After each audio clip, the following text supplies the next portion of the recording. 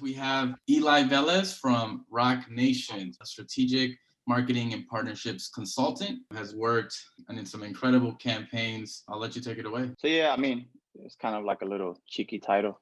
The world doesn't need anything new. I feel like sometimes we get so bogged down with like the idea of creating merch. We're not trying to identify new ways to do it. And there's like three leading companies on the merch end. There's Bravado, there's the Thread Shop, and Live Nation. Bravado essentially takes care of all the artists within the Universal Music Group umbrella. The Thread Shop takes care of the artists on the Sony division. Live Nation provides all the touring services. Services that all these companies provide are creative services, branding and marketing, global retail, e-commerce, direct to consumer, licensing, and touring/consumer experience. And then here's like a quick breakdown of the services. To me, if you ask, like the three most important ones are the creative, so like your branding and your identity and the design of those products, the branding and the marketing, creating the narrative for those products, the artist and the tour, because nothing lives in a silo, the marketing initiatives, which can be virtual or physical. And if you ask me, like I think virtual is the way to go. It's just far more reach. And then just make sure like your branding identity is consistent. I mean, your brand could be whatever and forever evolving, as long as you just have a consistent presence around like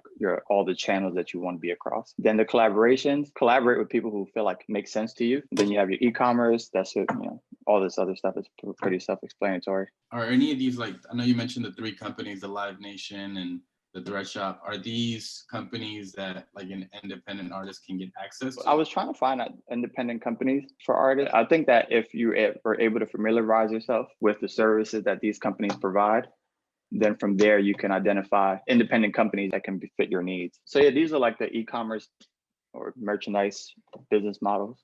You could do like direct to consumer, your drop shipping, white label/private label, your subscription service.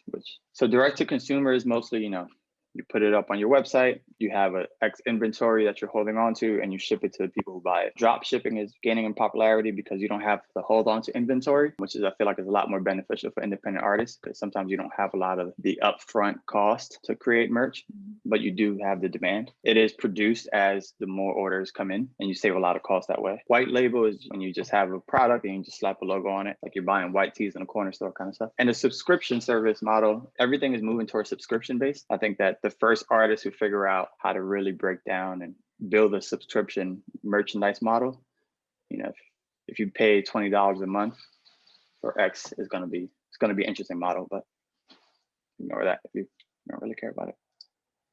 So I think there's like 4 phases, to get to the point where you sell merchandise. First, you gotta like really articulate your vision of yourself as an artist, your music. And again, it can be forever evolving. You don't have to like figure it all out at this very moment. So like, phase 1 transitions to your phase 2. Then your phase 3 is really where you really got to focus on like developing your community and like identifying who those people are and super serving them. Because, I think it's better to be I'm trying to find a political way to say this, but like, it's better to like just own your 20 block radius in your locality than to be, and have those 100 people love you and stand by you and support you, than to have, 10 people in here in LA or 10 people wherever, just because a concentrated effort of people can help you leverage that for bigger, more opportunities. So then once you do have your community, then you start selling the merchandise, and little by little, you'll start scaling that. At least that's what I think. So yeah, build the community and the brand, and the lifestyle will sell itself. You don't have to rent a rent a Lamborghini for your video. Just use that money more wisely. Then these are like the kind of collaboration ecosystems, like for merch that I've come to find. So you can, be an artist and you can collaborate with the gaming industry. A good example of that would be Lil Nas X and what he did with Roblox. I think that was like super cool. You could do artists and technology, vice versa. Pick your artist, and it could be a combination of the 2 or a combination of the 3. Whatever fits your like, whatever your interests are. Honestly, just like, I don't think this is like scientific. If you're interested in it, and if it's something that you want to do at 7 years old, write it down and try to execute it. Then in terms of merchandise items, it's like pretty linear. I don't think everybody knows this, but I only added this here just to like add something on. So I believe in like merch having 3 tiers. So you have like your entry level products, which would be, you know, your magic markers. Then you have your mid tier products, which are your t-shirts.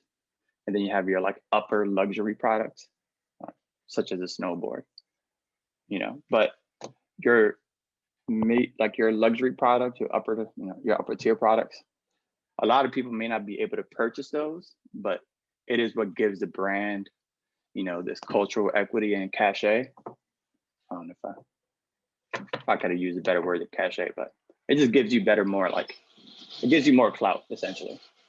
But for people who may not be able to purchase the snowboard brand, you know, they'll buy a t-shirt and some markers. And, you know, if you do the math, like, you know, a couple markers packs, like 10, if you just sell 10 packs of markers, that's $100 right there, you know, so, and the cost to produce them is so low. So, I mean, just always like, just identify like the 3 items that you want to give out and know that, you know, your top item is not necessarily going to sell out as much. So you don't need to create that many products. But, you know, those stickers and the t-shirts and, you know, the pens and whatever like the entry product is for you, you know, all you got to do is like double the output on those and you'll make more money. So don't try to always go for like this big product because the production costs on that is super crazy. This was kind of, I was trying to find a way to say this, you know, a little bit more cleanly, but this is kind of like the product pyramid that I see. So like, I always try to ask myself or everybody who I work with is like, yo, what is going to be our Gucci belt, you know, or like our cologne, because that's like your entry product right here. And then, oh, sorry. Yeah, and then from there, you just start scaling it, you know, and this would be over here, your snowboard. And then it's just like case studies. I mean, in terms of now going back to like the title, like the world doesn't need any more new shit. You know, I think that like, given where we are now with like social impact and sustainability and climate change and all this other stuff, it's so easy to produce merch, but it's like, it just stays, you know, it's one used product that has like a shelf life of not even an album, a single rollout. It's cool for like 3 months, you know? So just, I'm trying to challenge people just to make products that have some sort of like utilitarian use to them. And, you know, find ways in which you can utilize that product to benefit your community or contribute to the community or issues that you care about, you know, such as Bernie Sanders. I think that was like the most genius thing, grabbing like that moment that went viral and, you know, has so many impressions and usages as everybody saw throughout social media, selling that, utilizing that money to, you know, donate it for a nonprofit organization such as Meals on Wheels. It was like a genius use of everybody's attention. So, you know, that would be cool. And then this one other person who I think is doing everything very, very well is Tyler, the Creator. He's like slowly and steadily built his ecosystem and his fan base to the point where now he can leverage that to, you know, develop bigger opportunities for himself. And one of those that I really enjoyed was the Vice show that he did called Nuts and Bolts. Damn, this thing keeps going over.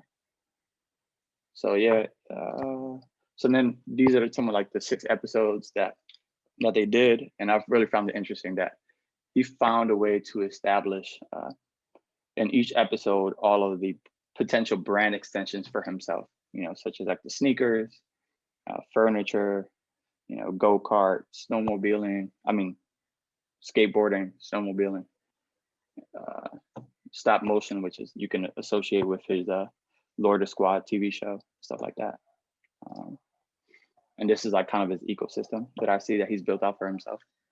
So over here you have the clothing, his Converse collaboration, which are the sneakers, the Carnival, Florida Squad, and then Golf Wang Media.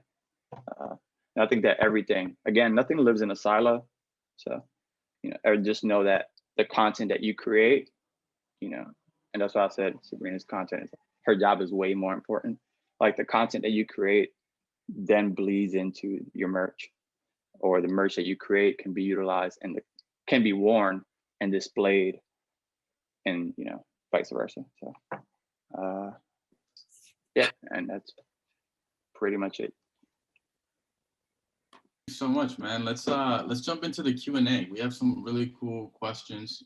As soon as we can kind of consolidate them all. Let's see here. I'm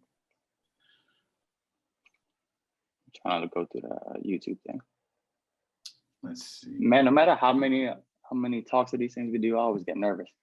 It's like man, same. Honestly, I get less nervous when there's people in front of me until I'm like staring at the screen. So I think this is a good question. So what is the best way to tell stories through merchandise? What's been your favorite way to tie it in? How difficult has it been to come up with merch outside of clothing in a pandemic? I think you could pick one of those, or just kind of like fill in one. Wait, sorry, say that again.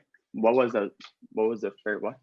So I think what they're trying to ask is like, what's the best way to tie in your story through merchandise? And then also with the pandemic, how do you sell merch outside of just selling clothes like online? I mean, tying down your story is like, it could be a logo, it could be like the design is up to you, right? But the product and the I guess the vessel that you want to utilize to communicate your story is totally up to you. It could be a water bottle, it could be a lighter, it could be a ruler or a calculator. Like it doesn't need to be t-shirts all the time. Like, and if you play it I think we're like, as artists, we're always just trying to relive our youth or like our little moments of happiness, right? Whether they're like in the past or the future.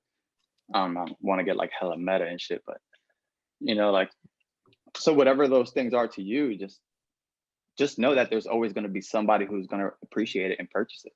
Like there's I don't know if I can curse on this, but like there's a market for everybody.